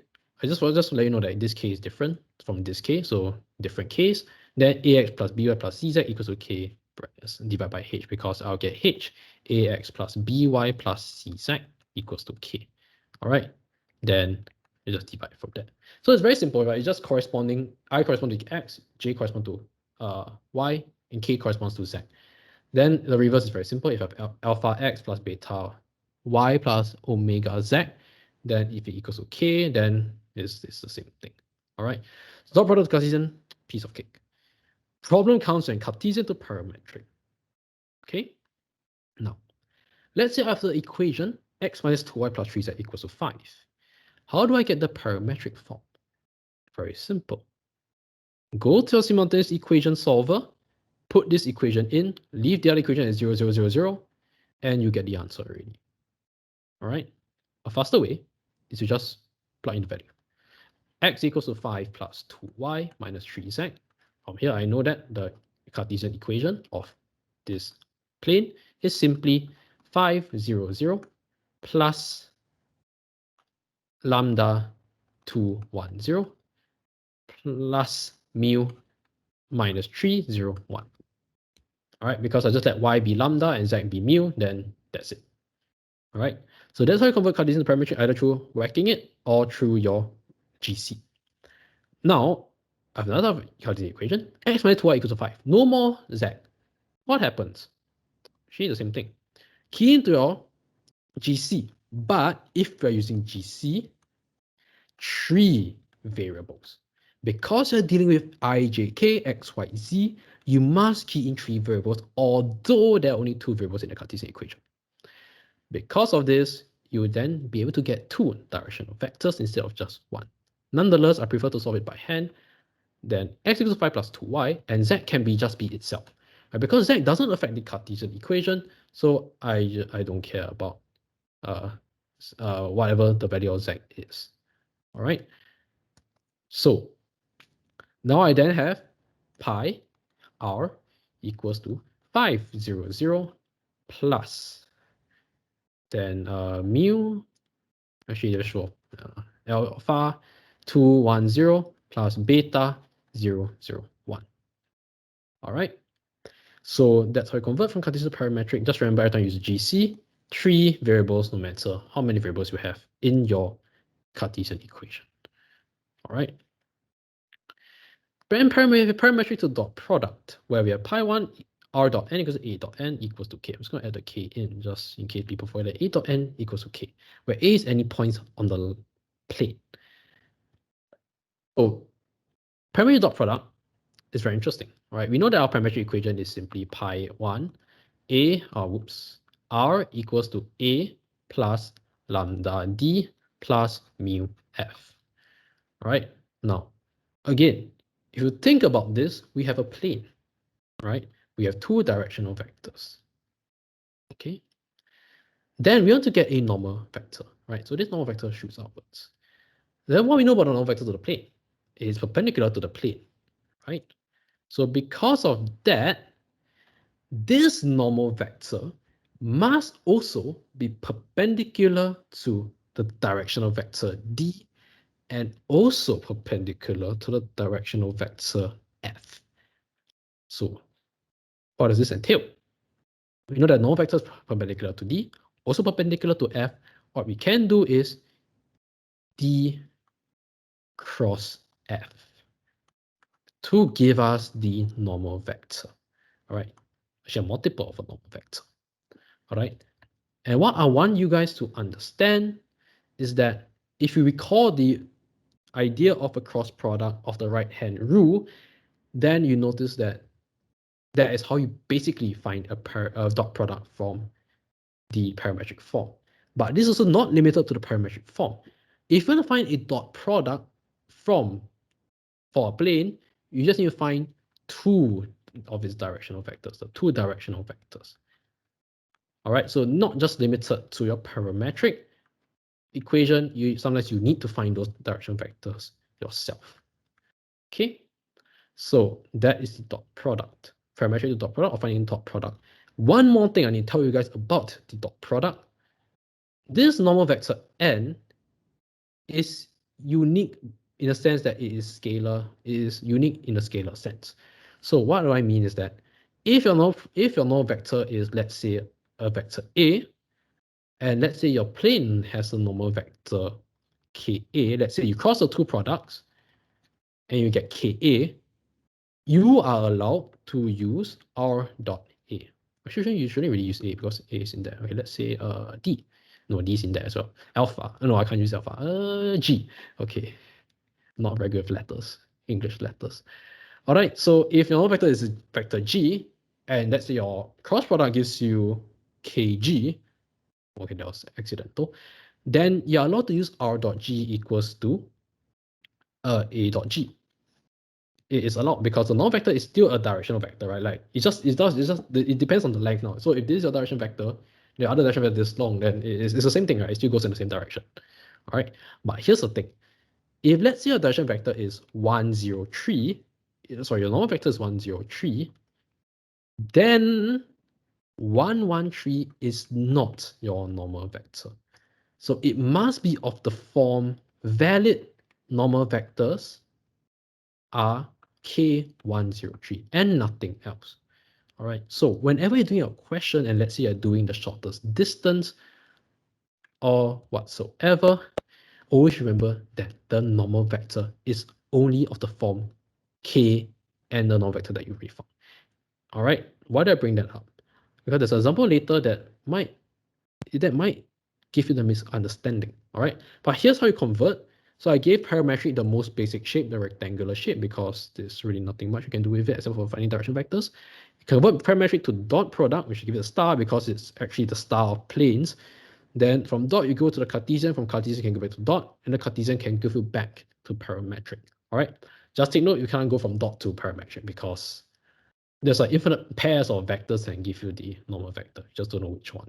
All right. So we received some questions about relationship between planes and everything else. So here we go.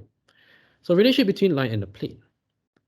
So you must understand that a plane is basically ever reaching, right? And line is also ever stretching. So as such, right, the line is bound to intersect the plane somehow, unless it is parallel, or it lies in the plane, right? Basically the same thing, really. Parallel and lies in plane is the same thing. So the line will always intersect the plane unless the line is parallel to the plane. So if I have a plane here, and my line goes like this, like, okay, no, this is a bad. Let's say my line goes like this, or like goes away from here, they are parallel. And to prove whether they're parallel, very simple, right? Or they lie in the plane, all right? Either the direction vector, let's say the direction vector is D, and the direction vector for the plane is, let's say, A and B, then if D equals to either A or B, they are parallel. And if you are a bit more advanced, if D is basically a linear combination of A and B, so what in the sense that if D equals to alpha A plus B plus beta B, then D is parallel, this line is parallel to the plane, right? But you don't need to know this, okay? So another thing, right, is how do you prove that a line is parallel to the plane? Let's say you don't have the direction vectors, right? You have to find. We go back to the idea of using the normal vector. So we have the normal vector. This way. So if the normal vector is perpendicular to the plane, if the line is parallel to the plane, then the line must also be perpendicular to the normal. So in this case, if you want to prove whether a line is perpendicular, whether to prove a line is parallel to a plane, n dot d equals to 0. All right, to prove that it is parallel to a plane. But if it lies in a plane, if they tell you that it lies in a plane, then we know that the plane has that particular direction vector. All right, so if line lie in plane, plane has the directional vector of line.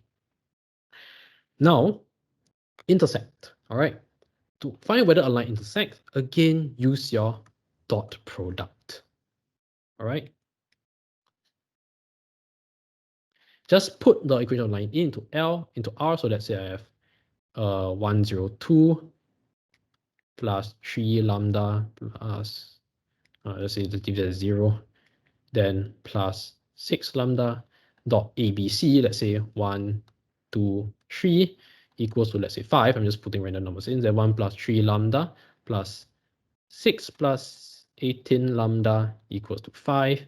Then we have 21 lambda equals to minus 2 lambda equals to, wow, I really picked bad numbers, huh? So that's how you prove whether a line intersects the plane. But if you want to find whether a line intersects the plane or not, this is a positive example. So this is a positive example. A negative example will be when you get this equation here, you wouldn't get a value of lambda. In a sense that you would get 6 equals to 5 for something like that. All right. Your equation wouldn't have any lambda. Right. Your equation, let's say equation 3 has no lambda at all.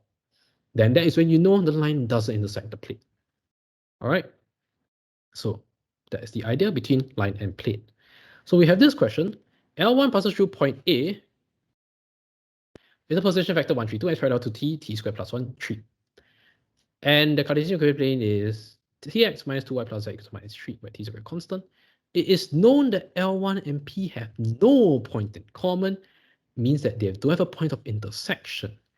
This means that L1 is parallel to P, because a line always intersects a plane unless they are parallel. Because they are parallel, the direction vector of t squared plus 1, 3, because the line is parallel to t squared plus 1, 3, that means it has a direction vector, dot the normal vector equals to 0. And we have minus t squared plus 1 equals to minus 3. Wait, minus t squared minus 2, 3, 1 equals to, is it minus 3 or minus 2? Wait, something is not right, this question. Hold on. T squared minus, oh wait, oh minus, wait, t squared minus 2t squared minus 2 plus 3 equals to minus 3. Show that t equals minus 1. Something's not right. Wait. Oh, this is weird.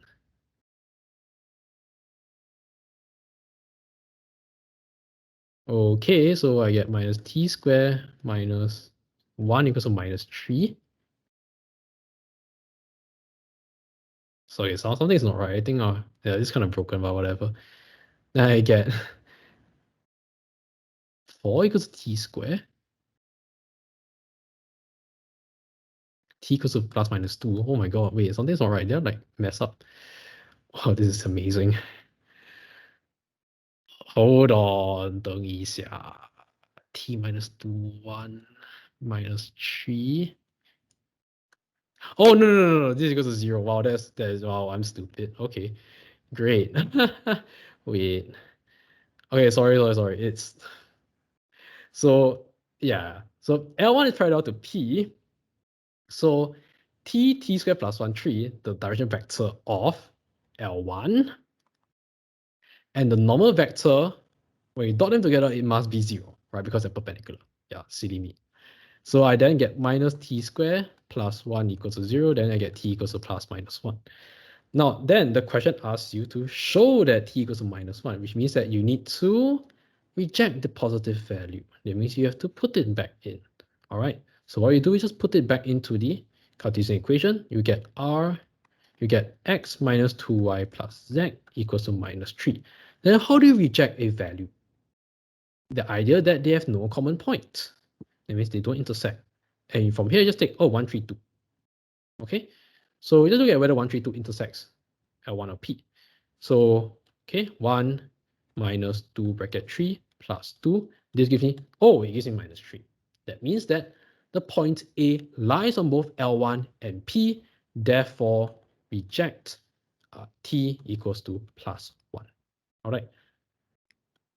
Now, alternatively, what you should do is you put the equation in. So you have the line L1, and then you put it into the dot product form. So we have R dot 1 minus 2, 1, then equals to minus 3. Then put the equation of L1 inside. So L1 dot 1 minus 2, 1 equals to minus 3.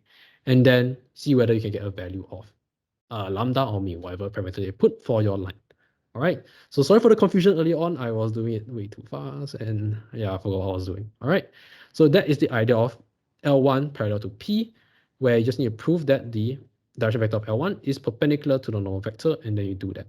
Now, relationship between plane and plane. Again, two types of relationship. Either they intersect, or in the more specific term, or sometimes some cases perpendicular, or they are parallel. All right. So if they intersect, do I have an example of this? No. Okay. I have to draw this up. Great. So if they intersect, then let's have a plane like this, a plane like this. They'll intersect at a line here. All right. If they're perpendicular, so they always intersect at a line. Okay. But if they're perpendicular, they also intersect at a line. Doesn't make a difference, right? They intersect at a line. But now, if this is plane 1, this is plane 2, then here's the interesting thing. Because if you notice if they're perpendicular, the normal to pi 1 is in pi 2. Right? So n of pi 1 equals to the direction vector of pi 2, one of them. And likewise, the normal of pi 2 is the direction vector of pi 1. Okay? So take note of this as well, whether it's a perpendicular plane or a perpendicular line. All right. Now, if the two planes are parallel, they never intersect, right? Because if you think about it, they're always like this.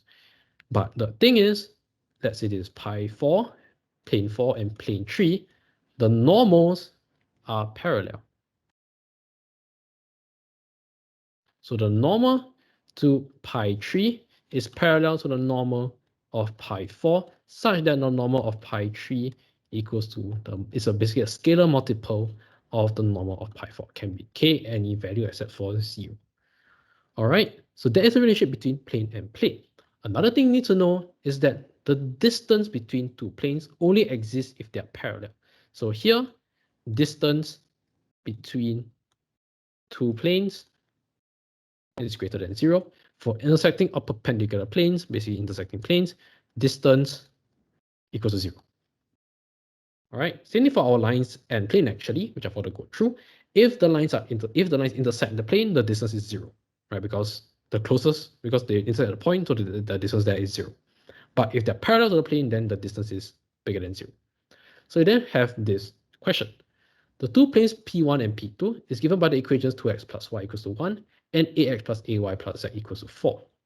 Then basically they also say that they meet at a line, and this is important, contains the point A010, which means that this point A010 lies in both plane 1 and plane 2, and that the line L lies in both plane 1 and in plane 2 as well.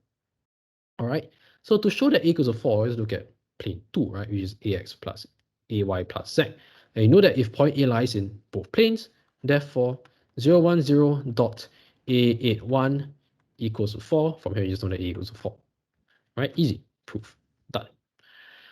And hence find the equation of the line L. Interesting, huh? It's very simple. You know that the first Cartesian equation is 2x plus y equals to 1. The other plane is simply 8x plus 4y plus z equals to 4. You want to find the vector equation of the line L, just sub in one into the other. Right? Just equate them in your GC, or if you notice from here, right, I can just tell you that z equals to 0, x. Actually, I do it from y now because y is simply 1 minus 2x. So I let x equals to mu or lambda. Then I get L r equals to the point lies on the line and both planes, so 0, 1, 0 plus lambda 1 minus 2, 0. Right, you get the solution through your GC as well, but if you can visualize this fast enough, then you then can do it pretty quickly. All right, so that is part I. Now, part 2. Sure, another point B lies in plane P1. So now we know in plane 1, we have line L, which contains A. You have the point B. All right. And that AB is perpendicular to L.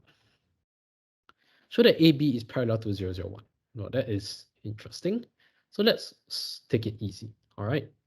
So AB is parallel to 0, 0, 1.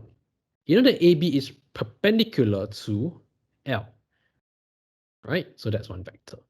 But to show the direction vector of AB, what are you missing? You're missing another perpendicular vector, right? So what other vector is perpendicular to AB? You know that AB lies in plane 1. As such, it is also perpendicular to the normal as well. That means from here, it is perpendicular to both the normal and the line L. We welcome back the cross product again. So we simply take the direction vector of L, which is 1, minus 2, 0. Then we cross it with the normal vector, which we have 2, 1, 0. Then we get the direction vector of the normal. So again, cross the product. So I cover the first row, minus 2 times 0, minus 0 times 1, so on top is 0. Then again, I get 0 again. Then now I cover the third row, 1 minus minus 4 is 5. This will give me 5, 0, 0, 1. And then from here, we know that AB is parallel to 0, 0, 1. Okay? Now, I want you guys to take away this misconception. All right? Just because AB is perpendicular to line L doesn't mean that it is perpendicular upwards. All right, so this example is a good example because not only do you realize that lines have multiple perpendicular vectors, but also that you can use it to check your work because the normal vector is 2, 1, 0 for plane 1, and there's no other vector that can have that. Then there's no other vectors that will be the normal vector. It's strictly 2, 1, 0 or k times 2, 1, 0. And you know that 0, 0, 1 is not. Okay, so that's that. All right. We then move on to the distance between two planes. And they're parallel planes, right? For obvious reasons. Otherwise, the distance will be 0. So the thing is, they share the same normal vector, parallel normal vector. And what you do is, usually, you can find a point over here. You can find a point over here. Then you just take the difference, quote unquote difference. Then you then plug into the new equation. All right. So let's say your distance is 5. Then let's say you want to find the distance. Let's say you have this point down here. Then you want to find the next point. Then you just calculate the distance from here. Very simple. Another way to look at it is that you look at the original dot product. R dot n equals to k. Now, where we write this to, OR dot n equals to k. So that means I involve the origin O. All right. Now, what I'm going to do is I'm going to bring back the idea of length of projection. All right. I know OR is like this. I know my n is like this, right? This is my normal vector n. So I get a right angle triangle. So this is R. Now, OR onto n. That's the idea that I'm going to do. So OR, length of basically projecting OR onto the normal vector is given as OR dot n, right, over mod n. Right? Now, here's the thing. Because we're dealing with planes and k can either be positive or negative, I'm going to get rid of this modular sign, and which will then give me back to the idea of directional length. All right. So if the normal vector is this way, then this will then give me a length of projection of this length here. But if my normal vector is going to be this way, then I'm going to get a negative value for k. So that's the idea of your directional length. And if you notice this original formula, OR dot n equals to k, so what I'm going to do is I'm going to get this form here. I'm going to divide by n modulus of n.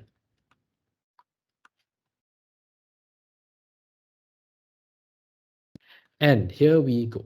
We now notice that the distance between the plane and the origin is given by k mod n, k divided by modulus of n. And why is this important? Because now, let's say I have another plane over here. And I want to find the distance, or if let's say you already know the distance between the two planes, let's say from here to here, then let's say this is same normal vector, right? So you also get, let's say we now label this as point Q. So now we know that OQ dot the same normal vector over the same modulus, because the normal vector must be the same, equals to, let's say for some value, right? Let's say this value now is -5. All right, now the distance is not -5, so distance is 5. That means this particular length here is k over mod n minus 5. Therefore, we have k mod n minus 5. And as such, we then have the dot product form for the second plane. So this is pi 2. So we have then then we have the dot product form for the second plane, which is OQ dot n k minus 5 mod n. All right. And that's the idea for finding the distance between two planes. And basically, if I were to just give you a generic idea of how the dot product represents that, let's say I have r dot n equals to k, then the distance between origin to plane is given as k divided by the modulus of n, all right, as we have seen by this proof. All right, so use this to your advantage, right, because it will help you to solve either finding the equation of a new parallel plane when they are given a distance, or finding the distance between two parallel planes, which then use this original method here. All right, so I have this example here, and I'm going to ask you to solve for alpha and beta right now, but A is basically 5. All right, so obviously for that to happen, alpha must be 5, right, for them to have a distance. Okay, so we know that, oh, it's first answer of B. E, okay, something, whatever. So we know that if, okay, I don't care about B now. All right, so we know that the plane pi 2 is at a distance of 30 over root 317 to pi 1. So if this is pi 1, then pi 2 can be over here, or pi 2 can be over here, right? So it can be either over here or over here. But what does the question want you to find? The plane is on the opposite side of the origin. All right, so B is a positive number, if I'm not mistaken. And what we're going to do from here. All right, so the idea is that now, if r dot minus 6 minus 16 and 5 equals to beta. All right, let's just give B a random number. I can't be bothered. And let's say 55, something like that. Yeah, let's just give B as 55. Yeah, let's work with what we have. So if now the idea is you compare it to the origin. All right, the distance between the first plane pi 1 to the origin is 55 divided by the magnitude of the normal vector. So 6 squared plus 16 squared plus 5 squared, this will give us 317.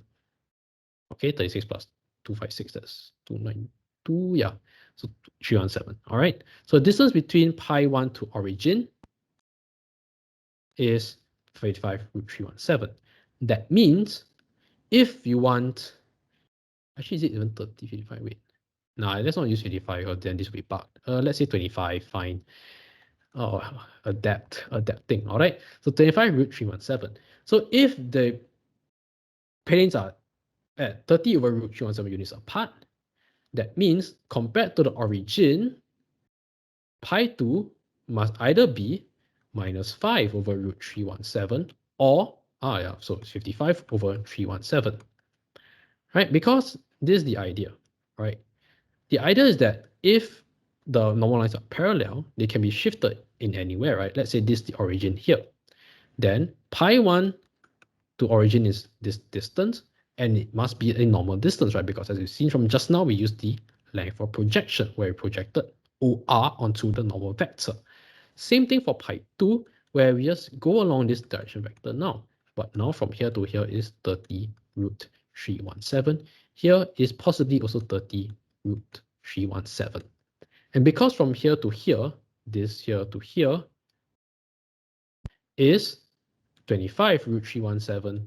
Therefore, right, we take 25 root 317 plus minus 30 317. Because the idea is that if this is the plane here, the plane can be further away from the origin or closer to the origin. All right, and I put that quite loosely lah.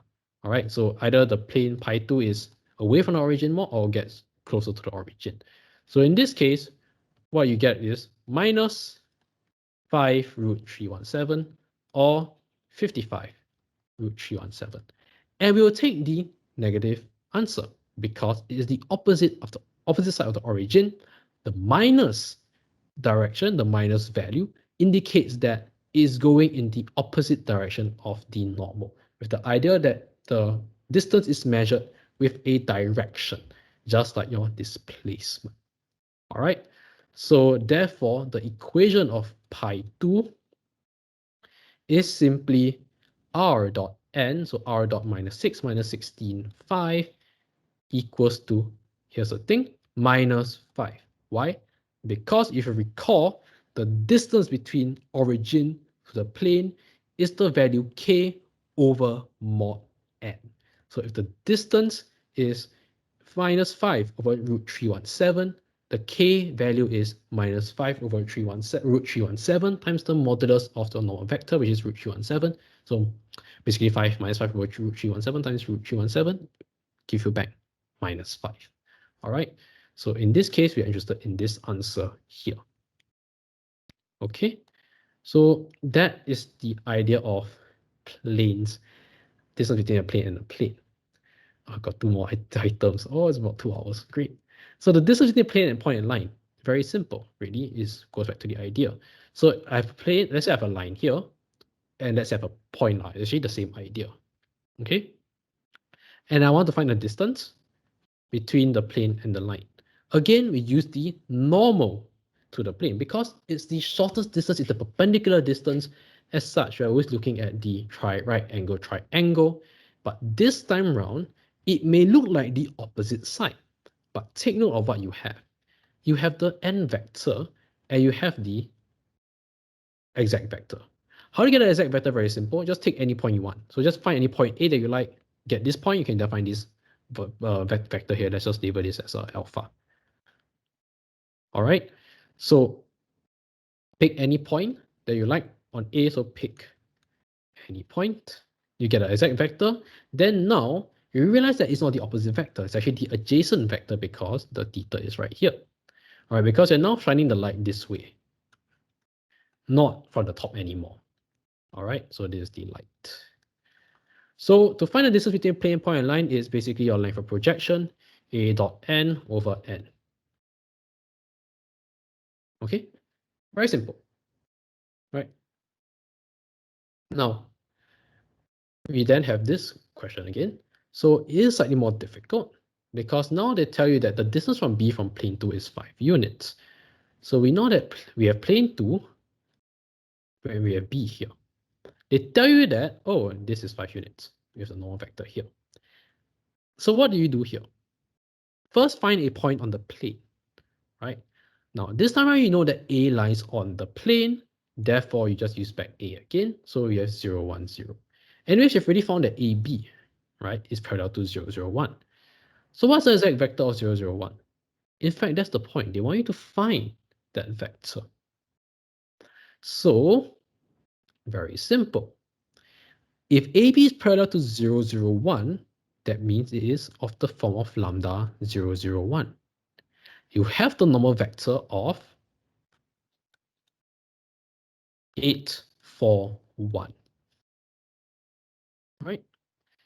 That means 0, 0 lambda dot 8, 4, 1 modulus over the modulus of 8, 4, 1 because you're not projecting AB onto the normal vector, which is now 64, 16, and 1, so 81, so I get 9, equals to 5.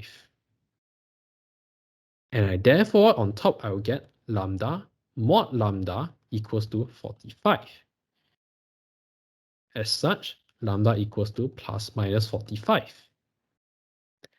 That means AB is 0, 0 plus minus 45. To find position vector of AB is OA plus AB equals to OA we know is 0, 1, 0, 0, 1 plus minus 45.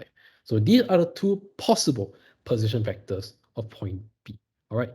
So Just remember what you've done so far in vectors. You notice that everything links up, right? You know that A lies in plane, both planes. You've already found the equation of AB. Now, another misconception that some of you might have is that, oh, AB is a perpendicular line L, and line L is in both lines. That means AB is the normal? It's not. Why? If that's the case, right? If AB is a normal, the normal is 0, 0, 1.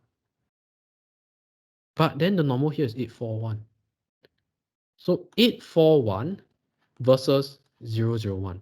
They are not a scalar multiple of each other, right? As such, this is the wrong understanding that 0, 0, 1 is not the normal to plane 2. All right? The idea that the normal, that AB is perpendicular to L, yes, because lines have a lot of perpendicular lines to them. And now we have, after the length, we now move on to angle between plane and line, or plane and plane. All right, so I'm going to speed through this. So again, do with the normal vector, right? Because you don't want to find like the angle between the two direction vectors, right? That will be a lot of work and that will be terrible. All right, so just stick to one vector, which is the normal vector, which are given. All right, so if you take this vector dot this vector, this is the theta. All right, now, but the problem is the plane and the line make this angle here. So this means that if this is theta, this is pi over 2 minus theta, and therefore we get a dot n over mod a mod n equals to cosine pi over 2 minus theta. All right. Hey, wait. No, sorry. Sorry, let's look at that we found. So this is theta, then this is pi over 2 minus theta. Yeah. Okay. So we know that cosine pi over 2 minus theta is simply sine theta. So we then have theta equals to sine inverse a dot b over mod a mod b. For planes though, it's slightly more complicated, but not so much. So we know that the angle here is theta. And we know that if this is theta, then this is pi over 2 minus theta. Because the red line is the normal to the first plane. Therefore, if the bottom angle is theta, this angle is pi over 2 minus theta. And then we know that this blue line is also perpendicular to the green plane. Therefore, this is theta. As such, we have a dot n, or actually not like n1 dot n2, but whatever, a dot n over a mod n equals to cosine theta. Theta is cosine inverse a dot b over mod a mod b. All right, so very simple, really. Two planes, two lines, cosine. One plane, one line is sine, right? Because they are opposite. All right, so in this case, find the acute angle between line AB and P2. So I know that line AB is 0, 0, 1, P2 is 8, 4, 1. It's a line and a plane, so I get sine inverse. So mod 0, 0, 1 is simply 1, then I get 9. All right, so this will then give me sine inverse 1 over 9. All right, so again, the same thing. If I need the acute angle, so actually I need to mod this, so whoops. So mod 1 is simply 1, right? Because it's an acute angle. So the same thing applies, really. If it's an acute angle, apply the mod. If it's not an acute angle, it didn't just ask for the angle in general, do not put the modulus. Okay? And here comes the last part, reflection. So let's say I have a line, I have a point here. Again, the right angle triangle appears because it's the shortest distance. So let's have a point A, the fourth perpendicular F, and then a reflected point as A prime. All right. So basically, again, just find the vector AF. Either you can also find this vector here and then try to find AF again, or use a perpendicular. What you need to know is that AF equals to F to A prime. And the distance is therefore the same. AF, the distance of AF is the same as the distance from F to A prime. Same thing for plane, whether is it a point or whether is it a line. Again, because they're looking at foot of perpendicular, we welcome back the normal vector here. But this time is slightly easier because you can just use like a projection vector to calculate. So if let's say this is the, let me just draw a better line. Okay, so if this is the reflection, then, well, your reflected line is basically, let's say the fourth perpendicular is F, and this is now B, then B to F is the same as F to B prime. Okay.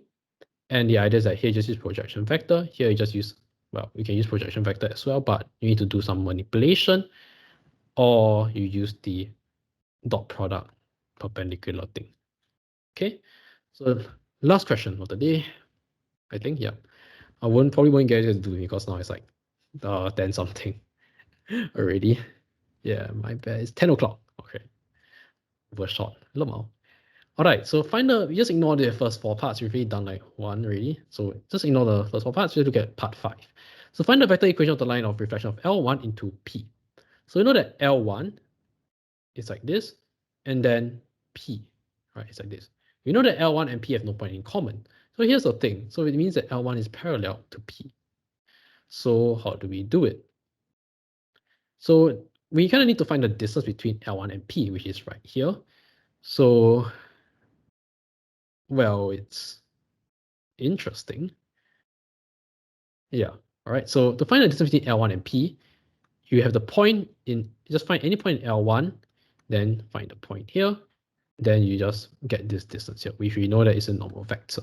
So the normal vector we know is for the plane is -1, 2, 1. Then the vector this way, you know that a point A lies on the line, so we have 1, 3, 2. Then here we have, well, we can pick any point we want, so we have r dot -1 -2 1 equals to -3. So I have 1 1 0. Okay. So this is the beauty of having this dot product, is that you can find any points on the line, that anything like that, you can just find the value. So now find the vector equation of the line of reflection of line 1 in P. So actually, you don't have to find the length really, you can just use projection vector. So we have, so this vector is 0, 2, 2. Okay, so 0, 2, 2 dot -1, 2, 1 over root. This is 6, yeah. Then, actually no, it's 6 squared because now it's the length of projection, then times -1, 2, 1. So let's give this F, let's give this A. So AF is simply that way. Is this correct? Yes. Now, here's the issue. Sometimes you guys make the mistake of just blindly dotting your vectors, right? Especially when it comes to normal vector. One trick that you guys should consider is look at the normal vector. If you notice that your exact vector, A to, let's give this point B, B to A, your vector increases by +2 in the J, +2 in the K. The normal vector increases by +2 in the J, +2 in the K. So that is why you can just take dot and dot. Otherwise, you need to be careful because sometimes you need to change your normal vector. All right, then that's when you have to be doing. But I don't think that it affects your result. I hope not. But yeah, I don't think it affects. But just in case, that sometimes you need to take note of the direction of your normal vector. Is it the same as the direction of your exact vector? Right? So that is AF is -1, 2, 1. Then, well, you can then find the reflected point FA prime, which is basically where I need to solve this first. Whoops. This 6 over 6, so this is just 1. Okay, so this -1 to 1, because 2 times 2 is 4, plus 2 times 1 is 2, so that's 6. 6 over 6 1, so -1 to 1. Then FA prime is simply -1 to 1 plus the point. Okay, so FA prime is -1 to 1 as well. So I have OA prime equals to OF, which I don't have, so I have OA though, so OA plus 2 of AF, right? Because I add OA, I add OA, oh my god, I'm erasing my lines as well. Then I need to add AF, and then add one more FA prime, and we know that FA prime is the same as AF, that's why we just add 2AF, so I get 132 minus 2 plus 4 plus 2. This will then give me -174. Okay, now, so the line reflection of L1 is that. Then because what you can do is, we then know that if the original line is parallel to the plane, the resulting line is also parallel to the plane or parallel to the earlier line, Therefore, the line of the reflection, let's name it line 2, is basically r equals to, we know 1 point is -174, plus, now we know that it's parallel to the earlier line as well, so -1, 2, and 3. All right, so that is it for the vectors webinar.